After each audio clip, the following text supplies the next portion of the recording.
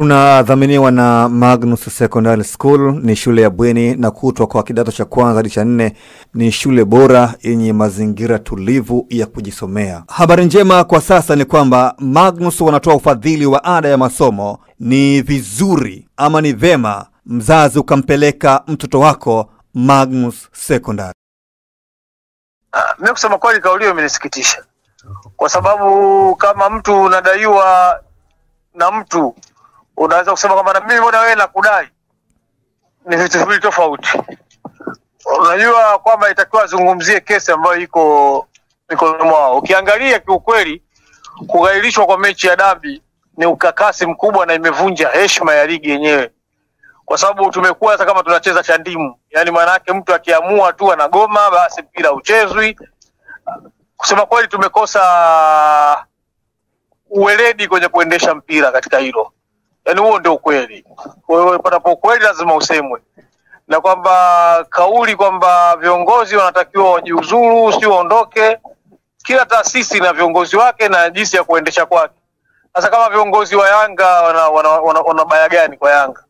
Kwa sababu wao wanahusika na Yanga tu, na Yanga inaendelea vizuri. Yanga inaongoza ligi na wachezaji wazuri, na shiriki kwenye mashindano ya kimataifa, inacheza vizuri kwenye ligi, inaongoza. Viongozi kwa mfano wa Yanga wajiuzuru kwa sababu gani? Yaani ni ipi sasa sababu ya msingi ambayo ionyeshe kwamba viongozi wa Yanga wajiuzuru? Labda anaona kwamba kuna mambo wanayofanya hayaendi sawa. Mambo gani ambayo Yanga anafanya? Unaona wewe, yani Yanga inasajili, ina wachezaji wazuri, inacheza ligi. Kitu gani kibao ulichokiona kiongozi wa Yanga amekifanya tuachukue na chama Yanga wakilalamikia? Maana kwa kulalamikia viongozi wa Yanga anakuwa wanachama Yanga. Sasa kuna sehemu yote au siku yote umesikia wanachama wa Yanga wanalalamikia uongozi wao? Yeye yuko ndani kwamba uenda nafahamu pia mengi. Wewe nimekwambia hivi sio ndani. Wanachama, wapenzi na mashabiki wa Yanga ndio wenye timu yao ya Yanga.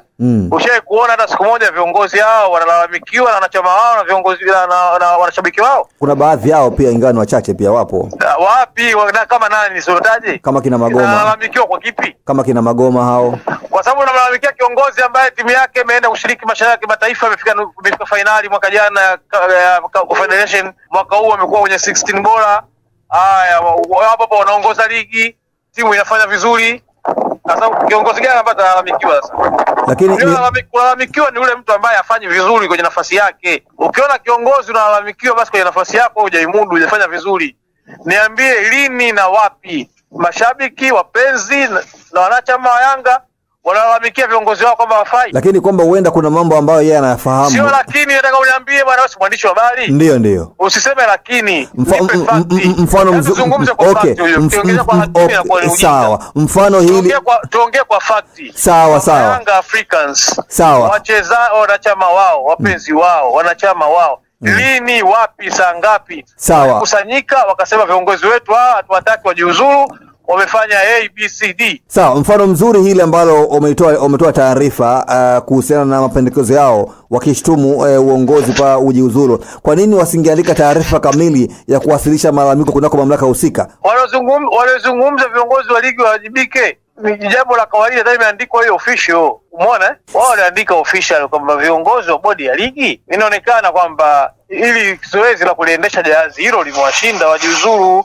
Hiyo ni maoni ya watu. Si walipaswa kuyajibu kwa maoni, sio kwa jazba au kurupuka au kuleta ubabe. Si walipaswa unasema tu bwana, kutokana na fakti zenu mlizoonyesha hatuoni sababu ya viongozi kujiuzuru, kwa sababu hichi mlichokilalamikia hakina mantiki, kwa sababu ABCD unaainisha. Lakini si ukisema tu na wao wajiuzuru, sasa wewe unakuwa ushabiki, unajua Lakini si walipaswa pia sio leadership wa professionalism. Kiongozi ile legitimacy lazima iwepo. Lakini si walipaswa kuandika malalamiko kupeleka kwenye mamlaka husika?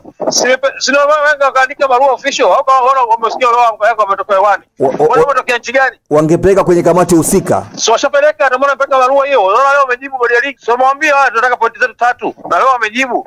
Sema tu mpira wenyewe sasa hivi umekuwa hauna nidhamu, hauna heshima. Kwamba mtu tu akijiona yuko vizuri asubuhi anaamka sichezi basi. Na kwa sababu anampeleka maana anajua ataenda kuipata, basi kwa sababu mimi sikuona logic yoyote ya ile dabi kuto kuchezwa. Haipo, sijaona. Yani upuzi ule unafanyika Tanzania ndio peke yake. Kwa hiyo rais wa TFF Wallace Karia kauli yake kana kwamba haikuwa na mashiko kama hakupaswa kuzungumza kwa wakati huo. Kwa kauli kwa kusema kwamba ametengeneza mijadala isiyokuwa na sababu yoyote. Kwa sababu kama viongozi kama mshabiki hapa kwa mfano anazungumzia habari ya watu wajiuzuru. Wewe unamjibu mshabiki wakati gani? Wewe kiongozi una mamlaka yako, unatajibu mamlaka yako. Usiongee kama shabiki. Ongea kama shabiki na kitu kingine kibaya. Ndio maana mjadala umekuwa mkubwa sana kwa sababu kauli ya Wallace Karia ndio kauli ya nani ya TFF. Sisi kwenye waandishi wa habari tunakwambia any open mouth of a prominent person is the story. Au jui wewe mwandishi wa habari? Nafahamu vizuri.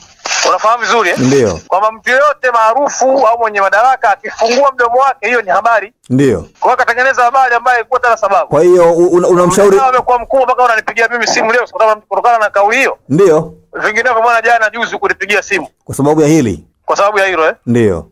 Basi mwende kwa makini na mfanye kazi kwa uweledi. Kwa hili unatoa ushauri gani? Ushauri wangu ni kwamba mtu mzima akijuliwa nguo tushumae. Na msimamo wao Young Africans wa kutaka viongozi wajiuzuru, kama wanaona kuna sababu ya maana viongozi wao kujiuzuru, sababu yao lazima isikilizwe. Kwa maana gani unajua? Kama timu tu imeamua kusema tu vipi chase, alafu wewe hapo umekaa baadaye ukatoa statement kwamba mechi itaendelea itakuwepo. Maana mpaka saa 5 asubuhi ulisema milango ifunguliwe na watu endelee kukata tiketi mechi ikuwepo. Unafikiri hiyo kauli ulisikia hiyo ya ligi? Saa 7 mchana unasema mechi hakuna. Hata kanuni ya kuahirisha mechi zinataka masaa 24. Ndio. Au kanuni hiyo hujui? Naifahamu vizuri. Unaifahamu vizuri? Kama unafahamu vizuri kwa nini msauliza viongozi ambao wanakosea mwambie kwa nini kanuni ziko hivyo mzifuati? Lakini sio umeangalia kwamba huenda ngoja kwambie soka inaendeshwa kwa sheria, kanuni na taratibu ambazo wameziwekea wenyewe. Kwa hiyo hata wewe hapo kuna ethics za uandishi wa habari. Sawa? Kuna 5W+H. Lazima uzifuate, ndio mwongozo wako. Failure to do so maana utakwenda katika nje ya maadili ya uandishi wa habari. Utakosea. Na ukosea kama utahojiwa, hata watakuhoji, mbona hapo umekosea? Sasa unapohojiwa usiwe mkali. Kwa hiyo hapa kubwa ameteleza kwa maoni yako. Hapo sana tu kidogo. Ameteleza kaka yetu Wallace Karia. Ni usawa tu angekaa kimya, mambo mengine yaendelee. Na kwenye Young Africans kuendelea kugomea mchezo. Wana sababu ya mashiko kabisa kwamba kanuni hazikufuatwa kugairisha ule mchezo. Kanuni hazikufuata kugairisha ule mchezo. Haiwezekani timu ijiandae kwenye maandalizi ya mechi, especially derby juu inakuwa na maandalizi tofauti na timu zingine za kawaida wanapocheza. Kwa hiyo maandalizi ya timu hizo yashafanyika. Usisahau kusubscribe kwenye YouTube Mwandike Digital.